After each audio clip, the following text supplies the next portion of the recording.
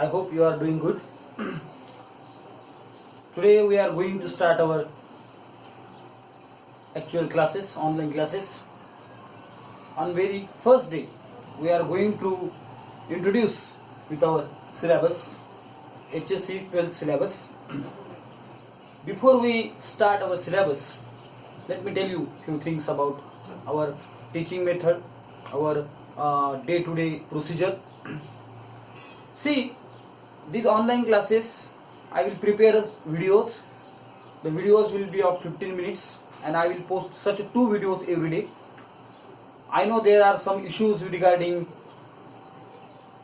instruments, coverage, network and all those things. So I have tried my level best to compress those videos.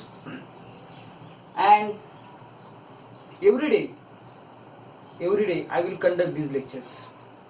First, today I will start with our 12th syllabus, and that's introduction with the syllabus. See, HSC's 12th English content or syllabus is divided into 4 major sections, that is prose, poetry, writing skills and drama. The HSC board has already given this syllabus text on its website. If you don't have it or you don't have a textbook, you can inform me about it. I will send you the soft copy or PDF copy of this syllabus. These 4 sections are consist of 8 prose. That prose means prose is consist of 8 prose. It consists of short stories, lesson. Then there are 8 poetries. Writing skills consist of 6 elements: letter writing, report writing, paragraph writing, etc. And drama, there are 4 elements. This is something new for you, because you must have gone through all these things from your 5th standard. And this drama, this is a very new thing for you. But we will deal with at the end of our curriculum, and it is also given at the concluding part of our syllabus. हा आपल्या सिलेबसच्या अगदी शेवटच्या पार्टला दिलेला आहे. Let me tell you, I will use translation method for teaching. तुम्हाला इंग्रजी शिकवण्यासाठी मी translation method वापरेन.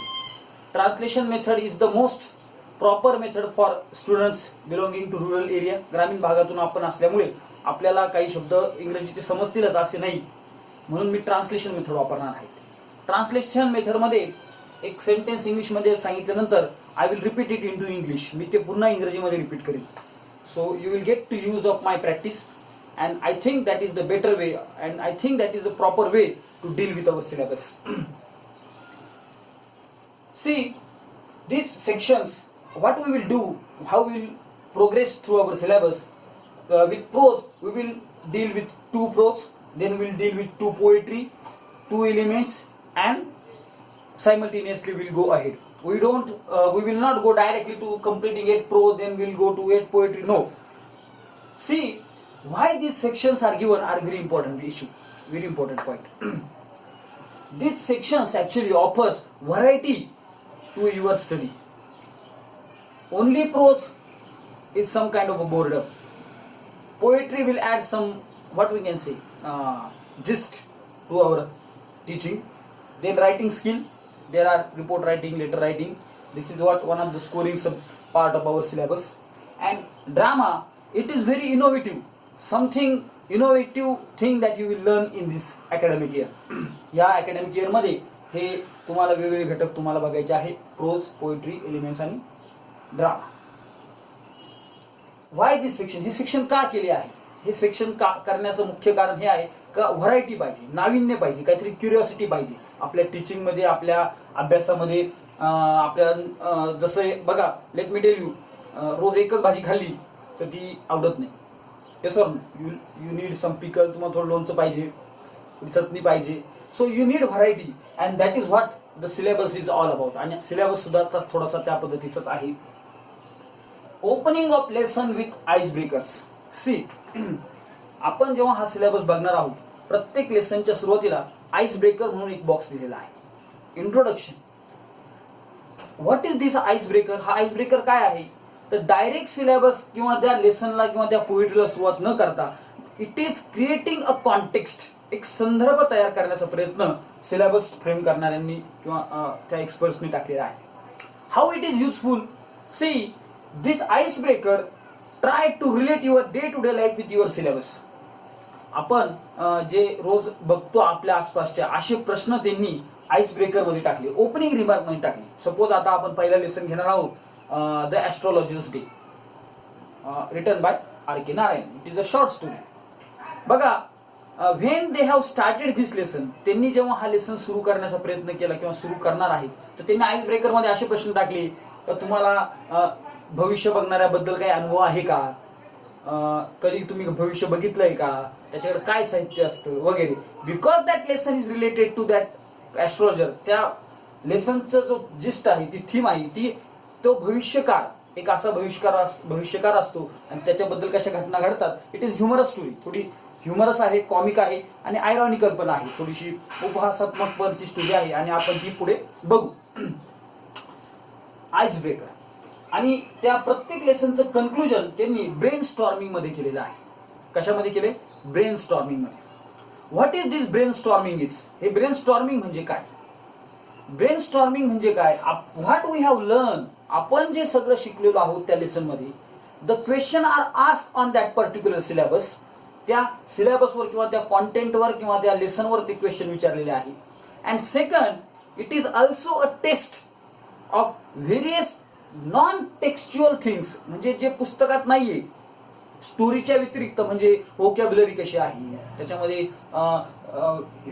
एलिमेंट्स, ग्रॅमॅटिकल एलिमेंट्स कुठले आहे, त्याच्यामध्ये लाईफ स्किल कुठले आहे, लाईफ स्किल म्हणजे त्याच्यामधून तुम्हाला जीवनासाठी काय आहे रिलेटेड, ते काय आहे, हे सगळं ते त्यांनी ब्रेन स्टॉर्मिंग मध्ये टाकलेलं आहे. Let me tell you, all the sections are important for examination. Examination साठी सर्व सेक्शन इम्पॉर्टंट आहे, सर्व सेक्शन इम्पॉर्टंट आहे.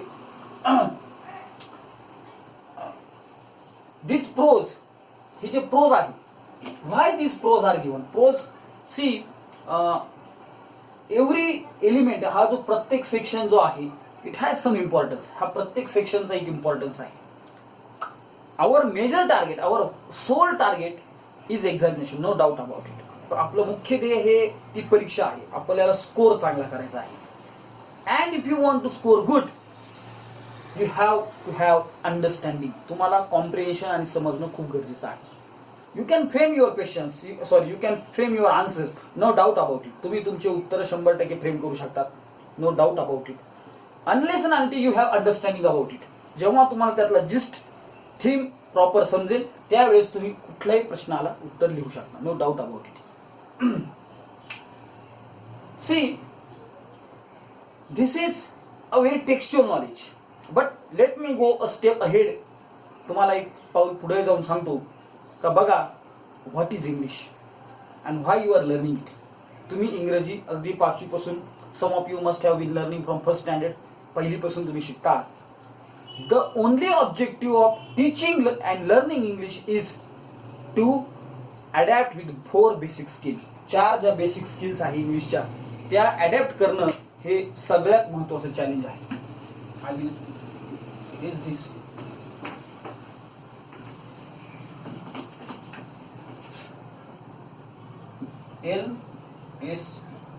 LSWR, listening, speaking, writing and reading.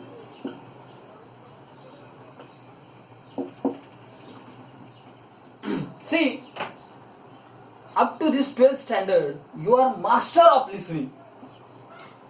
All the teachers are speaking, they are teaching in English, and you are listening it, no doubt about it. You can read properly.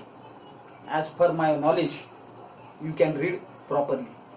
So, you are good at these 2 skills, listening and reading.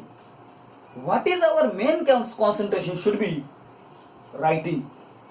That is going to give you a mark. हे आणि हे करून तुम्हाला marks मिळणार नाही. Writing will give you marks. उत्तर लिहून किंवा रायटिंग स्किलमुळे तुम्हाला मार्क्स मिळणार आहेत. आणि त्याच्याही पुढे जाऊन, म्हणजे हे इथे संपल, 12वीची परीक्षा झाली, writing is will be over. what is important, what is next step? Speaking. This speaking will give you success. Yes, this speaking will give you success. हे स्पीकिंग तुम्हाला यशाच्या जवळ घेऊन जाईल किंवा यशस्वी करेल. See, if you have knowledge and if you can express it properly, you are going to be successful. Whatever may be your field, you may become engineer, doctor, you may become a farmer, whatever may be your field. If you have command over English language, if you can speak properly, जर तुम्ही चांगले बोलू शकत असाल, तुम्ही चांगलं presentation करू शकत असाल, तर तुम्ही सक्सेसफुल होतात.